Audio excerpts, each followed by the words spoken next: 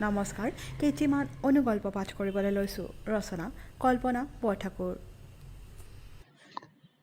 বাস্তৱ। উকিমাৰি ট্ৰেইনখনে ষ্টেচনটো এৰিলে।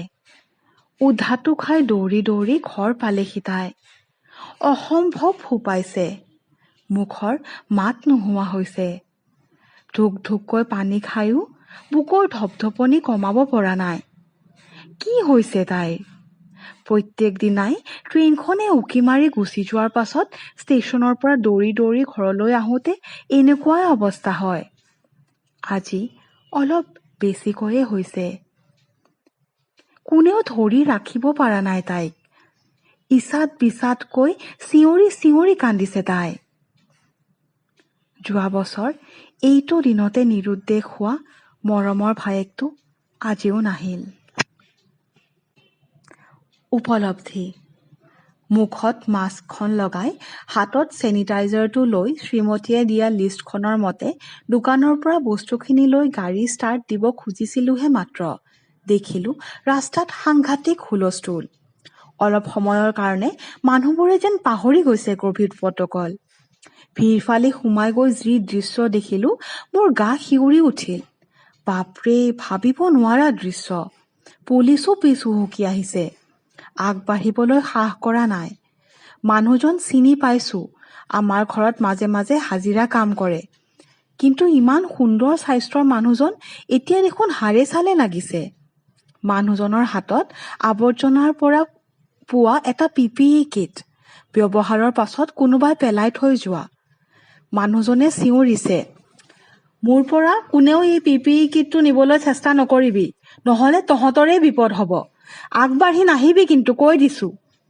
ঘৰত পেটত গামোচা বান্ধি ভোকত আৰ্তনাদ কৰি থকা মোৰ ল'ৰা ছোৱালী দুটাক এইটো নি গালে মুখে সানি দিম।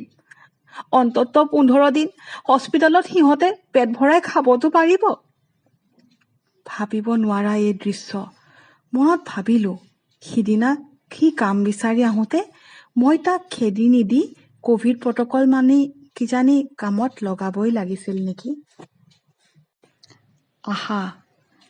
বিয়াৰ নিমন্ত্ৰণী পত্ৰখন দেখি হৰহৰকৈ চকুৰ পানী ওলাই আহিল আমিনাৰ। আইনাখনত নিজৰ মুখখন চাই কোনোদিনে একো সপোন নেদেখা আমিনাই ওচৰৰে স্কুল এখনত চাকৰি কৰি বৰ সুন্দৰ জীৱন যাপন কৰিছিল।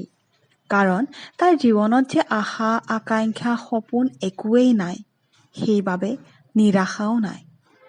ফজলৰ মিঠা মিঠা কথাত ভুল গৈ আমিনাই এদিন মানি লৈছিল ফজলৰ বিয়াৰ প্ৰস্তাৱটো। সপোন দেখা আৰম্ভ কৰিছিল তাই। ফজলে তাইক সপোন দেখিবলৈ শিকাইছিল। ফজলৰ ওচৰত থকা সময়খিনি অপূৰ্ব মাদকতা অনুভৱ কৰিছিল আমিনাই। কিমান আশা, ফজলক এদিন বিয়া পাতি কি কৰিব কি নকৰিব। চকুত অযুত সপোন। কেতিয়াবা তাই ভাবে, সি বাৰু তাইক চাকৰিটোৰ বাবেহে ভাল পায় নেকি? নহ'লেনো তাইৰ এনেকুৱা চেহেৰাত সি বিয়াৰ প্ৰস্তাৱ দিয়েনে? পিছে নহয়, ফজলৰ কথাবোৰ তাইক সেই ভুল ভাঙি দিয়ে। আকৌ সপোন দেখে তাই। আজি সেই ফজলৰ বিয়াৰ নিমন্ত্ৰণী পত্ৰখন পাই আৰু ৰ'ব নোৱাৰিলে আমিনাই।